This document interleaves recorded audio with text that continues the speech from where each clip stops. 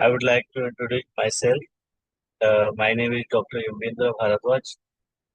I am working as an assistant professor uh, in IKS Center established by Central Sanskrit City, Delhi, in Deccan.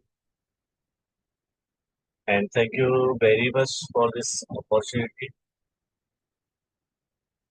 And I will share my thoughts of the Vedic lifestyle and Ayurveda and क्या उसका समाज पे असर पड़ता है। वैसा हम इस पे चर्चा करेंगे। मेरा टॉपिक है आयुर्वेद विज्ञान में वर्णित वैदिक जीवन पद्धति का सामाजिक व्यवहार में प्रयोग। जैसा हम इसमें एक थंबनेल जैसा लिखा हुआ है, इसमें लिखा है स्वास्थ्य, समता, परिवार, सदाचार और पर्यावरण। ये पांच चीजें, और ये पांचों चीजें जो है हमारी, वो वैदिक लाइफ स्टाइल में दिखाई देती। उसमें हमें वो आगे हम बात करते हैं तो वैदिक लाइफ स्टाइल पे भी, ये तो हमारे मूल में ही है। वेदों से हमारी एक आदि अनादि हमारी जो परंपरा है वो चली आ रही है। आरोहणम आक्रमणम जीवतो जीवतो अयनम, ऐसा अथर्ववेद के ऋषि कहते हैं। उद्यानम ते पुरुष नावयानम, कि मनुष्य का उद्देश्य आरोहण, उत्कर्ष और आक्रमण अर्थात सर्वदा गतिशील और उद्यान ऊपर जाना है। और क्या होता है, मनुष्य सदैव समृद्धि के मार्ग पर उत्तर उत्तर वृद्धि की कामना करता है। उद्वयम तमसस्परि स्वपश्यंत उत्तरम देवम देवत्र सूर्य मगन। अभी इस संसार में जो ज्योति दी गई ज्ञान की, वो हमने वेदों में, प्राणो अग्नि, अग्नि ही प्राण, पंचभूतात्मको देहे आहारा पंचभौतिक, ऐसा हमें चरक संहिता में प्राप्त होता है कि जो पंचभूतात्मक देह है और ये हमारा जो आहार है, ये भी पंचमहाभूत। पंचमहाभूत पंचमहाभौतिक देह कैसी है, या पंचमहाभूतात्मक की वैदिक सिस्टम। तो क्या होता है कि पूरा जो ब्रह्मा ने जो संसार बनाया, तो इस संसार में एक सृष्टि का निर्माण किया। तो वैदिक जब हम तरीके से इसे देखते हैं तो समझ में आता है कि हिरण्यगर्भ सूक्त हो या फिर नासदीय सूक्त हो या फिर वेदों के अन्य स्थान हो, तो वहां पर उन पंच महाभूतात्मा की जो हमारी वैदिक सृष्टि है उसकी चर्चा की गई। उसमें भी उन्होंने पर्यावरण और हमारे महाभूतों को लेकर के कहा है जो द्यौ शांति, अंतरिक्षम शांति, पृथ्वी शांति, आपा शांति, ऐसा कहते। ऋग्वेद कहता है आपोहा यद बृहति विश्व मायन गर्भम दधाना जय जनयंती तस्मै देवाय हविषा। नासदीय सूक्त कहते हैं तम आसीत तमसा गूढ़म अग्र प्रकेतम। इस तरह से नासदीय सूक्त का भी कहता है कि पहले क्या था, जल था। पंच महाभूत बेसिकली थे, ऐसा हमें।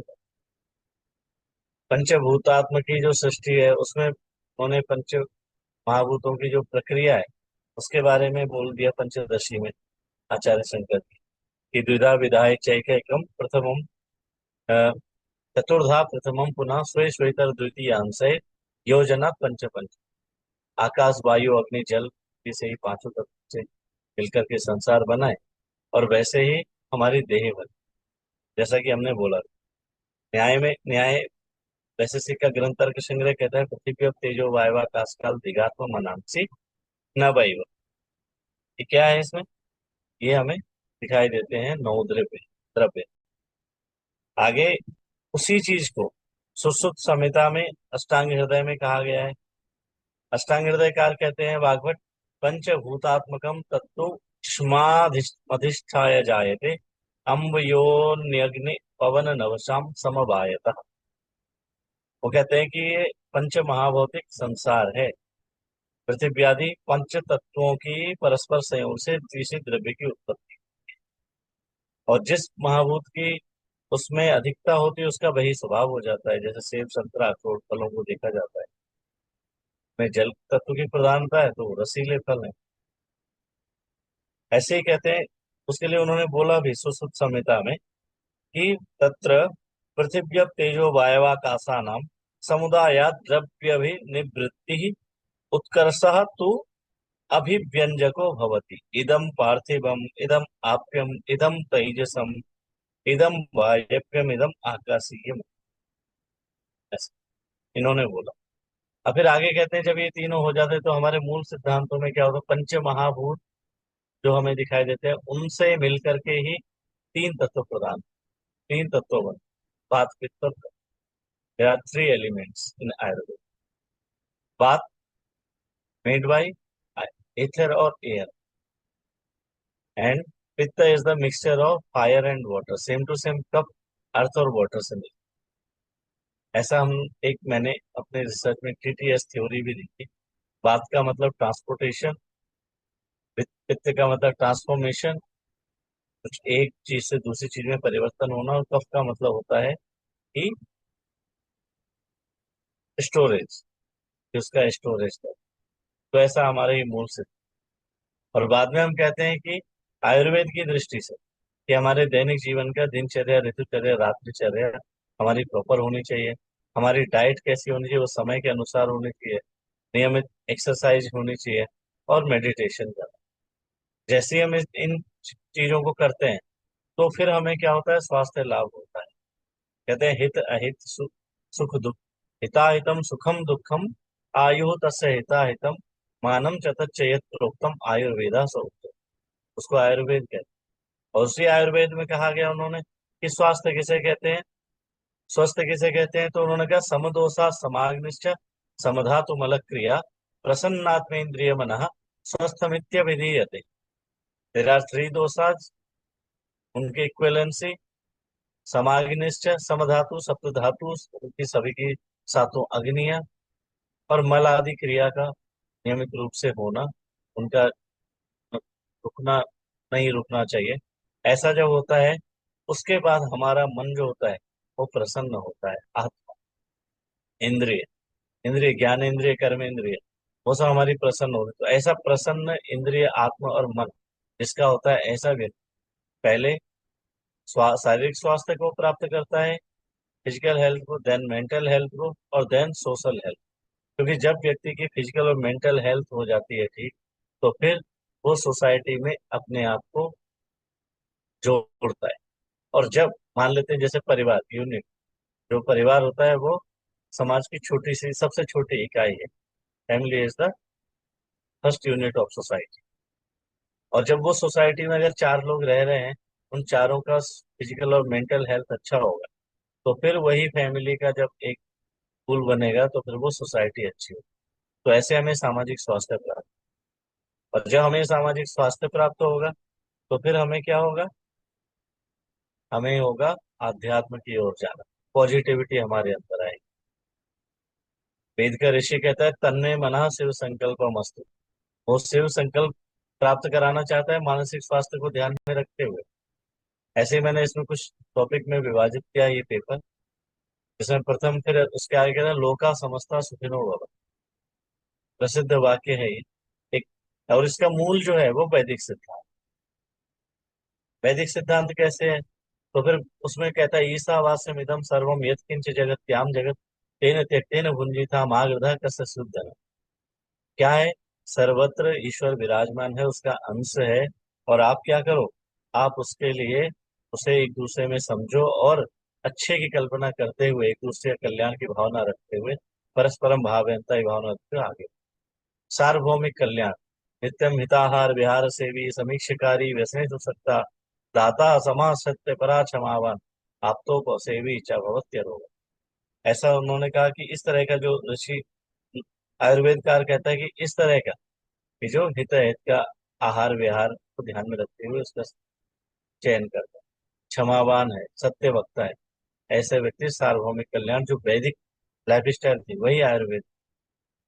और फिर आगे सच्चरित्र निर्माण, तो कहते हैं कि समानो मंत्रा समिति समानी समानम मना सचित्तमेशम समानम मंत्रम अभिमंत्र एव समानेन वो हविषा जुहोमि समानीव आकुति समाना हृदयानि व समानमस्तु वो मनो यथा वा सुसहा सुसहास। वेद, वेद का जो जिस्ट है वो आकर के छोड़ा है आयुर्वेद में, और आयुर्वेद में उसका जो उसकी जो अप्रोच है वो प्रैक्टिकल अप्रोच ली, और उस अप्रोच को लेकर के वो समाज के बीच में गए और समाज को अपने सोशल बिहेवियर में चेंज कराया। ऐसा हमें इसमें दिखाया था, ये मेरे रिसर्च पे। क्योंकि सामाजिक समृद्धि तभी आएगी। आगे क्या है, धार्मिक समृद्धि। तो धार्मिक समय हम सभी जानते हैं, धार्मिक सद्वृत्ति कैसी आती है। दिनचर्या, रात्रिचर्या, ऋतिचर्या ये हमारी अच्छी होनी चाहिए। दान परोपकार हमारा अच्छा होना चाहिए। जब कठोपनिषद में कहा गया है, जब पिताजी याज्ञवल्क्य जब दान कर रहे थे गायों को, तो उन्होंने मना कर दिया उसके बच्चे ने कि पीतोद का जगधत तृणा दुग्ध दोहा निरंद्रिया, इस तरह की आप दान दे रहे हो। इसका आपको फायदा क्या मिल, लाभ क्या मिलेगा? वो लाइबिलिटी बन जाएगी किसके लिए, जिसके ऊपर आप दान कर रहे हो। ऐसा दान नहीं करना चाहिए। कैसा दान होना चाहिए? आद्र संतानता त्याया, काय वाक चेतसाम दमः, स्वार्थ बुद्धि प्रार्थेषु। स्वार्थ बुद्धि नहीं होनी चाहिए, परार्थ बुद्धि होनी चाहिए। Compassion towards our living beings, attitude for sacrificing for others, controlling the activities of body words and mind, मनसा वाचा कर्मणा। हमारी ऐसी भावना होनी चाहिए, तभी हमें पता चलेगा। पुमांग पुमांग सम परिपातु विश्वतः, we should take care each together, each other. हमें एक दूसरे की सहायता करनी चाहिए।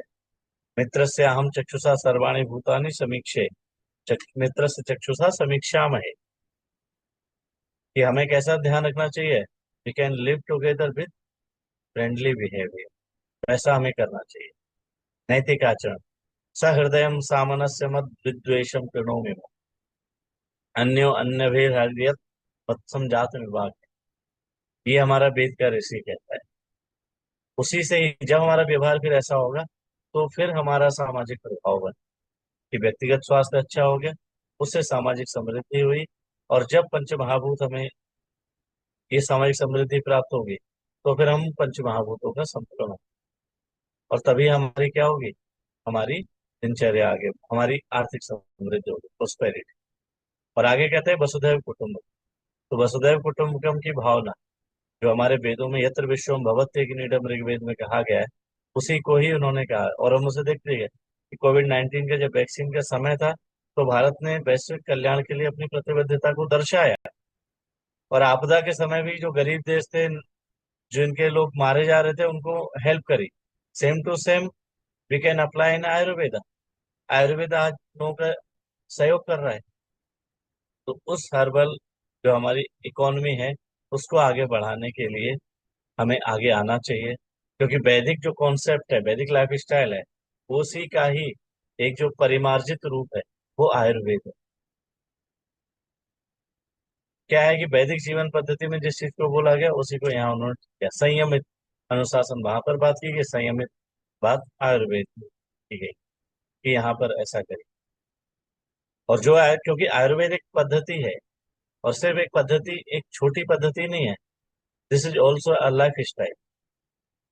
कैसी लाइफ स्टाइल है? प्राचीन काल के जो समय, प्राचीन काल का जो लाइफ स्टाइल था, उसको आधुनिक के रूप में कैसे हम उसको लेके कर सकते। एक्सरसाइज, जैसे हमने बोला, फिजिकल हेल्थ, मेंटल हेल्थ। जब हम दोनों हेल्थ को ठीक कर रहे हैं, तो सोशल हेल्थ हमारी और भी ऑलरेडी अच्छी हो जाएगी। एलोपैथी एक चीज की दवा खाओ, दूसरी शुरू हो जाती है, बट आयुर्वेद जड़ से खत्म कर, ये हमें दिखाई देता है। सो वैदिक ज्ञान जो होता है, वो आयुर्वेद के माध्यम से अपने जीवन में उतारना ही व्यक्तिगत और सामूहिक कल्याण और एक सामंजस्यपूर्ण भविष्य की कुंजी है, ऐसा हम समझ सकते हैं। क्योंकि वो बोलता है आयुर्वेद में भी, परोपघात क्रियया वर्जये दर्जिदम श्रियः, अर्थानाम धर्म लब्धानाम आदातापि ह्यसंभवात स्वर्गापवर्ग विभवान यत्नेनादि। कि आप क्या काम करो, कि हमारे, कि ऐसे हमारे जो जीवन की जो हमारे जो अ, अर्जन करते हैं, उससे हमारा वो चीज होना चाहिए जिससे दूसरे का कल्याण हो, किसी का नुकसान ना हो। ऐसा सोच करके ही हमें आगे बढ़ना चाहिए। तो वेव्स इंटरनेशनल के लिए बहुत बहुत धन्यवाद। ये मेरा एक छोटा सा कंट्रीब्यूशन है समाज के लिए, उन्होंने ये मौका दिया।